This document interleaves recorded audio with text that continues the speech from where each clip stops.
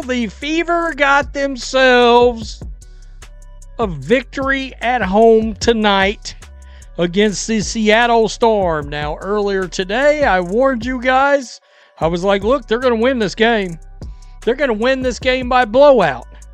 Why is that? Well, simply put, Seattle Storm, arguably, the narrative is officially shifting in Indianapolis. The dark, suffocating desperation that had been hanging over the Indiana Fever organization for the past week was suddenly replaced by a ruthless, unapologetic display of basketball efficiency. But when the final buzzer sounded on the Fever's dominant double-digit victory, the television cameras swept across the massive interior of Gainbridge Fieldhouse and exposed a terrifying financial reality the front office can no longer cover with polished PR statements. Nearly 3,000 empty seats sat visible in Indianapolis during a professional WNBA game with Caitlin Clark on the floor. That image told a story far bigger than the final score. The Fever's 89-78 blowout win over Seattle Storm was not just about what happened on the hardwood. It was about the growing and deeply uncomfortable divide between what happens when Caitlin Clark reaches another level of basketball brilliance and what happens when a frustrated, alienated fan base responds with what increasingly feels like an organized financial boycott against the leadership surrounding her. The energy inside the arena reflected it. The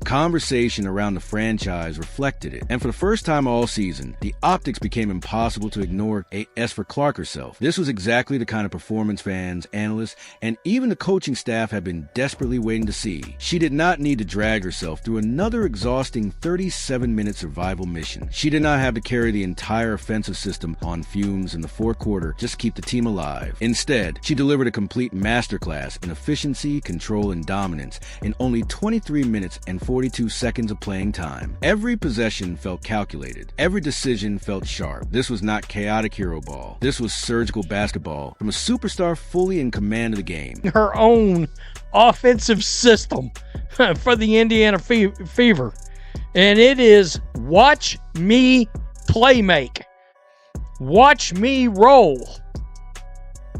I'm going to take this rock and I'm going to show you. Caitlin Clark came out of the locker room and immediately established complete control over the game, orchestrating the offense with the kind of vision and precision that reminded the basketball world why many already view her as one of the most transformative point guards the WNBA has ever seen. She finished the night with 21 points, 10 assists, and 7 rebounds, while shooting an efficient 50% from the field. Clark knocked down 5 of her 10 shot attempts, buried multiple deep three-pointers, and was flawless in the free throw line, going a perfect 9-4-9. But the most staggering part of the performance was the playmaking. 10 assists in just 23 minutes is an almost incomprehensible pace, projecting to roughly 17 assists over a full 40-minute game. She was reading the defense before the Seattle Storm could even get fully set, dissecting every rotation, every hedge, and every trap with surgical precision. Clark consistently found Sophie Cunningham cutting cleanly to the basket and delivered perfect entry passes to Maisha Hines-Allen in the post after recognizing mismatches before they fully developed. Every pass felt deliberate, calculated, and devastating to the opposing defensive scheme. This was not just another routine double-double. It was a near triple-double produced in less than half of a professional basketball game. It was the clearest example yet of what happens when a generational superstar is managed correctly. This is what Clark looks like operating at maximum efficiency. Fresh legs, restore explosiveness, complete control of the tempo, and no exhaustion dragging down her decision-making. When she is not forced to survive through 38 punishing minutes every night, she becomes mathematically unguardable. What made the performance even more significant was that the changes behind it were visible on the floor. While mainstream sports media focused almost entirely on the box score, the real story was the analytical adjustments that finally started to appear in the Fever system. Just days earlier, WNBA Pro outlined 3 non-negotiable fixes the Indiana Fever needed to implement to stabilize the season: improve free throw shooting, correct the minutes distribution, and repair the bench rotation. Against Seattle, the first 2 adjustments looked almost perfect in execution. Along.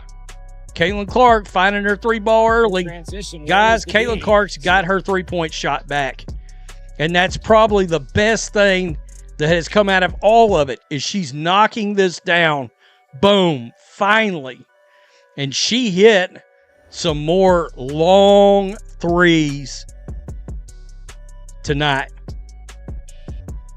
Right here, let's check this out. The free throw shooting was one of the clearest examples of how dramatically the Indiana Fever corrected their mistakes from earlier in the week against the Washington Mystics. The Fever shot a disastrous 68% from the line, leaving 6 critical points on the board in a crushing double overtime loss decided by just 2 points. It was a complete collapse in discipline and execution. But against the Seattle Storm, the transformation was absolute. Indiana finished a perfect 22 for 22 from the free throw line, not missing a single attempt the entire night. In a game they won by 11 points. Those guaranteed opportunities became the defining difference. Every player who stepped to the stripe looked completely composed and locked in. Caitlin Clark went a flawless 9 for 9. Sophie Cunningham finished 6 for 6. Lexi Hull hit all 3 of her attempts, and Maisha Hines-Allen calmly knocked down both of hers. That kind of perfection does not happen by luck. It happens when a team fully recognizes a weakness and aggressively fixes it. The second major adjustment, properly managing Clark's minutes, also paid immediate dividends by limiting her to just 23 minutes. The coaching staff finally followed through on the load management approach they had talked about throughout the offseason. The result was the most efficient and controlled performance of Clark's young 2026 campaign. Her decision-making stayed razor-sharp throughout the game, especially in the half court, because she was no longer forcing desperate, heavy-legged shots late in possessions. Her shot selection improved, her explosiveness returned, and the offense operated with a completely different rhythm whenever she was on the floor. With Clark orchestrating the attack so precisely, the supporting cast finally began responding in meaningful ways. Kelsey Mitchell, after enduring a week of heavy criticism over questionable shot selection and limited playmaking, delivered one of her most complete games of the season. She scored 17 points on 8 of 18 shooting, but the most important statistic next to her name was the plus-minus column. Mitchell finished as a plus 21, meaning every time she stepped on the court, Indiana consistently widened the gap against Seattle. Even more surprising, she recorded 2 assists, a small number on paper, but a massive development within the flow of this offense. When Mitchell stays within Clark's system, takes smarter shots, and keeps the ball moving, she becomes an incredibly dangerous offensive weapon instead of a liability. Meanwhile, Cunningham delivered the breakout performance Fever fans have been waiting for after several inconsistent outings to begin the season. Elevated into the starting lineup because of injuries, she responded with 17 points on efficient 5 of 9 shooting, while remaining perfect from a free throw line at 6 for 6. The front court bench unit also finally provided valuable production, with Makia Herber-Harrigan contributing 6 rebounds and 6 points in 17 physical, high-energy minutes that helped stabilize the rotation. Blocking a shot, and then bless her heart, celebrating. That's so good. So good. Sophie really showed up tonight for this Indiana Fever team. It was impressive. Wow. So they got to win.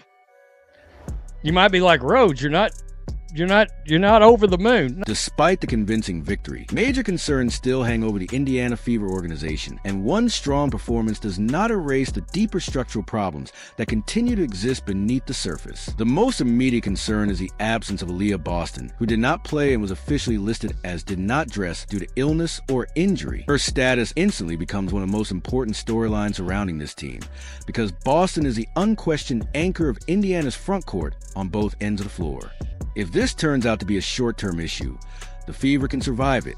But if the situation lingers or develops into a recurring physical problem, the front court depth concerns that fans have been warning about all offseason could rapidly escalate into a full organizational crisis.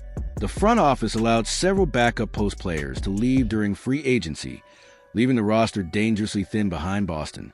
If she misses extended time, Indiana's interior defense and rebounding stability could completely unravel against elite opponents. Another issue that remains unresolved is a confusing handling of Shatori Walker-Kimbrough. Critics and analysts had argued that Walker-Kimbrough deserved a consistent role of roughly 10 to 12 minutes per game to help relieve pressure on the starting guards and provide additional scoring punch off the bench. Instead, head coach Stephanie White gave her only 3 minutes and 14 seconds of playing time after previously keeping her out of the rotation for multiple games. The appearance felt less like a genuine rotational adjustment and more like a symbolic gesture intended to quiet criticism. Walker-Kimbrough finished 0 for 1 from field with a -9 rating during those limited minutes. But such a small and chaotic sample size makes it nearly impossible to fairly evaluate her impact. The entire situation continues to raise questions about the communication and alignment between the coaching staff and the roster construction decisions made by the organization. Still, beyond the coaching decisions, the tactical changes, and even the impressive box score performances, the most alarming issue may be the atmosphere surrounding the franchise itself. None of the on-court success fully matters if the arena is no longer consistently packed with engaged fans. The growing visibility of empty seats inside Gainbridge Fieldhouse has become impossible to ignore, creating concerns that extend beyond basketball and into the long-term economic health and public perception of the franchise. Wow.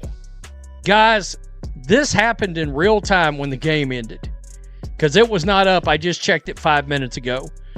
14,505 attended the game. I believe in the regular season, that is officially the least attended game in which case. Gainbridge Fieldhouse has an official capacity of 17,274 fans, making it one of the premier basketball venues in the world. But tonight's reported attendance of 1,455, as stated, meant roughly 2,769 empty seats in the building for an Caitlin Clark masterclass performance. The contrast is stark. In 2024, during her historic rookie season, demand for tickets was so overwhelming that the arena had a long wait list and resale prices surged, while tonight tickets were reportedly available for as low as $8, and still sections of seats remain unfilled. That shift is being framed as the most concerning attendance moment of the Clark era, with nearly 3,000 seats sitting empty despite a strong on-court showing, fueling criticism of the broader organizational direction of the Indiana Fever. The narrative being built around this drop-off ties at the frustration with coaching decisions, inconsistent rotations, and ongoing questions about team leadership, with some arguing that casual fans are disengaging even while core supporters remain locked in. At the same time, there is a recognition that when the basketball product functions at its highest level, controlled minutes, efficient offense, strong free throw execution, and a balanced supporting cast, the team is far more compelling and competitive, which in turn directly affects fan interest and atmosphere. The absence of Aliyah Boston due to injury or illness adds another layer of concern about frontcourt stability and depth moving forward. Ultimately, the empty seats are being interpreted as a warning sign about trust and engagement between the fan base and the organization, with the argument that sustained success and transparency are necessary to restore momentum. The central takeaway is that while the on-court performance showed clear signs of improvement and elite-level efficiency from Clark, the off-court perception issues and uncertainty around roster health continue to shape how the season is being viewed beyond the final score.